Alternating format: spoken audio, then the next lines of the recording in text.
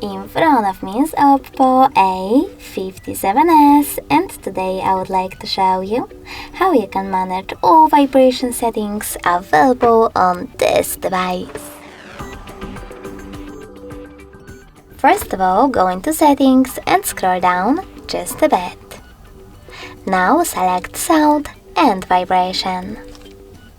Following that, scroll down again and tap on this switcher next to Vibrate on ring to switch on or off vibrations for your incoming calls.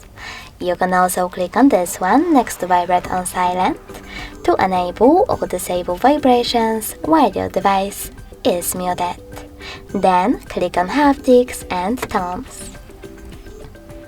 Over here, you can manage system haptics by tapping on this switcher to disable or enable them in order to get haptic feedback for touches, swipes, and more.